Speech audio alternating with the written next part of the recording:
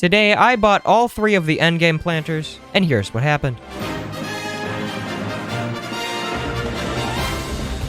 So, as we all know, there are 3 planters that have been introduced to the game as, quote, endgame planters aside from the Planter of Plenty. 1, we have the Petal Planter. 2, we've got the good old heat-treated planter. And 3, of course, we've got the Hydroponic Planter, which I think looks the strangest and also my favorite. A lot of time and effort go into these videos, so if you could, please subscribe and like this video for some more content like this. And also, leave in the comments below what sort of fun videos you guys want to see me post. Like, I want to do more fun things. I don't want to do guides or tutorials or anything like that. I just want to do fun stuff like with the community, and it's going to be for Robux, of course. I'll go into further detail on the Discord server. If you want to join that, that's linked in the description as well. Anyways, here's the Petal Planter. Not cheap at all. 100 magic beans, 100 glitter, 250 soft wax, 50 swirled wax, 25 super smoothies, 5 trillion honey, and alone grows in about 14 hours. Stores around 100 billion pollen, grants bonus jelly beans, field dice, and glitter. Grows up to 50% faster in fields with white flowers. Colorless bees are 50% more likely to sip nectar from this. Grants 33% bonus white pollen on harvest. Grants 50% comforting and satisfying nectar, which are actually 2 very important nectars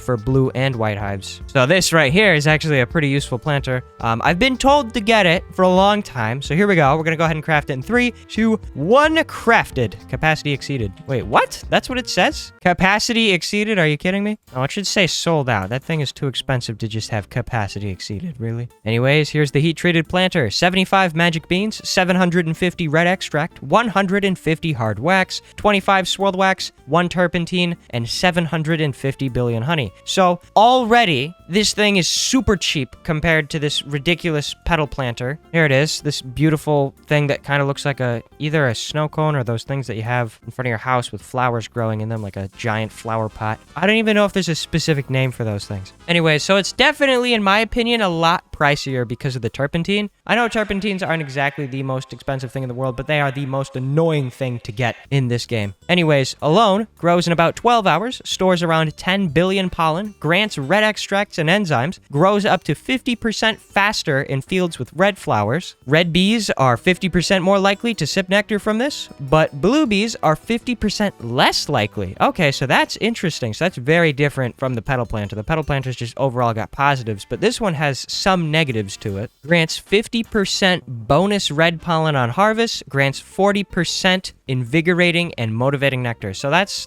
quite a bit, actually. That's a huge jump from this ridiculous planter here, granting only 1.2 times invigorating and satisfying nectar. We're gonna go ahead and buy this. Here goes one of my 3 turpentines. Oh, 4. I have 4 turpentines now. That's crazy, but now I'm gonna have 3, so bye! There we go. Capacity exceeded. Now we have the heat-treated planter. Anyways, here we have the Hydroponic Planter. 75 magic beans, 750 blue extracts, 500 soft wax, and 25 caustic wax, and a turpentine. So, very similar crafting materials. 750 billion honey as well.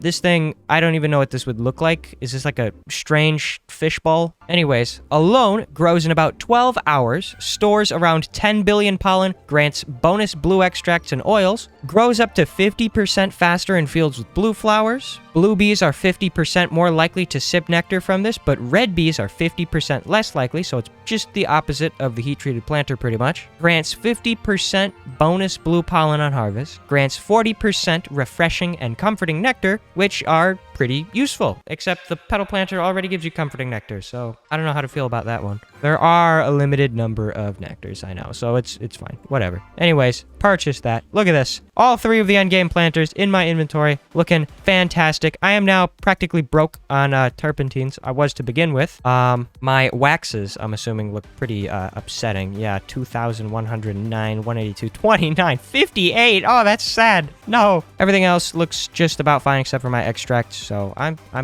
content with it. That's fine. It's worth it for the video, for you guys. Okay, so really quickly, I'm gonna collect all my lame, useless low-level planters. I'm joking, of course. And then I'm going to go ahead and plant the new endgame planters. And we're going to run some tests, and we're going to run some comparisons. Man, this video is going to take a couple of days to make. Oh my gosh. I already see the problems that are going to arise. Okay, where to plant these things? We're going to go with the classic color fields being rose field, pine tree forest, and spider field. So we're going to go ahead and plant this heat-treated planter. We're going to see what this looks like. Wait a minute, that's huge! What? Okay, I thought that was going to be way smaller. Holy cow, that is actually really cool looking, though. I like the fire. Absolutely sick. This thing's going to take a fat minute to grow, but thanks to the red pollen around it, it's going to go much quicker. Here we go. Hydroponic planter. Plant that, and it's tiny. What? Why is it so small? Yeah, it's way smaller than the heat-treated planter, and I like that it's, like, see-through. Wow, okay, I didn't actually notice that it was see-through in the shop. It looks just blue, but no, it's see-through. Wow, that's actually kind of cool. Definitely my favorite so far, but I wish it was a bit bigger, so that way it could, like, I don't know, it would be cooler if it was larger. It just kind of looks kind of dinky. Anyways, let's plant this thing in the spider field, or actually, come to think of it, hang on.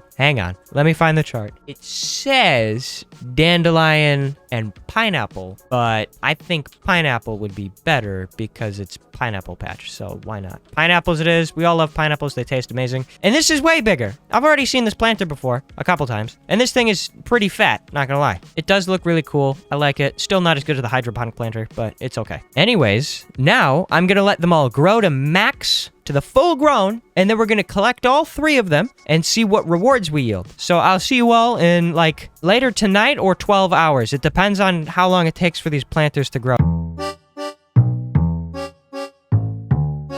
All right, it has quite literally been about a solid 24 hours. My petal planter, as we can see, is already pretty stinky. So that means mushrooms are going to spawn. So I know my friends are going to want to do those mushrooms, but to be honest, I don't really want to. So let's, oh my gosh, it was an epic. Are you kidding me? Okay, anyway, so we're going to go ahead and figure out what we get from this planter right here. Only the planter, nothing else. Just the planter. We got a level 7 epic puff shroom. I guess that sort of counts on the record of what we got. Anyways, we got 5 billion blue pollen, 5.2 billion red pollen, 126.7 billion white pollen, and we got 175 billion honey from the petal planter. We also got 22 hours of satisfying nectar, 1 smooth dice, 1 royal jelly, 25 moon charms, 3 enzymes, 1 loaded dice, 1 glitter, 1 gumdrop, 17 tickets, micro converter, 6 field dice, 2 honeysuckles, 53 pineapples, and that's about it from the petal planter. I'm going to have all that stuff on screen now, all added up, because I know sometimes the texts don't stack, and you'll get like 2 instances where it'll say 1 loaded dice. So yeah, so it'd be like 2 loaded dice, stuff like that. Anyways, we're moving on to this, the beautiful heat-treated planter, this gigantic, massive, flaming pot. Okay, I'm going to make sure everything's cleared out of the field before I collect this. And we're going to go ahead and 3, 2, 1, boom! Let's see what we get. Where is anything that's going to help me pick up all of them at the same time, like this. There we go. Boom. Done. Let's see what we got. 3.8 billion white pollen from the heat-treated planter, 34 billion red pollen, 51 billion honey, 16 and a half hours of motivating nectar, 1 royal jelly, 5 tickets, 1 gumdrop, 5 honeysuckles, 35 strawberries, 2 sunflower seeds, 15 red extracts, which is actually a lot. I'm actually surprised. Okay, but the other stuff that came from it doesn't exactly seem all that great. Really, it's just the red extracts. So honestly, I'm not exactly so happy with that that pull that we got. Hopefully, this hydroponic planter will be better because it just looks so much cooler. Although it's so small, kind of weird. With it's like it's an imbalanced snowman. Anyways, let's collect this. Get a token link. We'll go ahead and run over everything. This blue extract, all of this, get another token link. So that means we've picked up everything, and now we gotta wait for it to load in the chat. I will say, though, these things are amazing for gathering nectar. Alrighty, we got 3.4 billion white pollen and 35 billion blue pollen, 53.1 billion honey, 17 hours of comforting nectar, 1 ticket, 2 gumdrops, 1 bitterberry, 6 whirligigs, 5 oils, 15 blue extracts, 58 blueberries. Honestly, I'm not so happy with the hydroponic planter and the heat-treated planter, but it's okay. We got some decent rewards from it. The extracts are mainly, I guess, with the highlights, that and the oil and the enzymes and stuff like that, which is, it's actually not that bad. When I think about it, in the long run, when it comes to you macroing constantly, these things will add up over time. This is only one cycle of them, and it did not actually take 24 hours for them to grow. I wasn't able to record at the times that they were done growing because I went to church and all that. I had stuff to do. So all that got in the way, so it took me longer than it should have. Anyways, overall, not bad, not bad. And now we have to answer one last question. Are the endgame planters worth it? Personally, I think yes, mainly because within time, the prices of the planters will be justified through macroing, planter cycles, all sorts of things like that, and you get a lot of nectar from them. Like, it's a huge step up when it comes to nectar, and I know nectar is one of the most important things in this game. And honestly, the materials, like the loaded dice and stuff and the extracts, it's not actually that bad. To be honest, that's really, really good. And yeah, that's really all I had to say about the planters. Don't forget to leave a like and subscribe, and I will see you all in the next Roblox Bee Swarm Simulator video or any other video that I publish. Goodbye!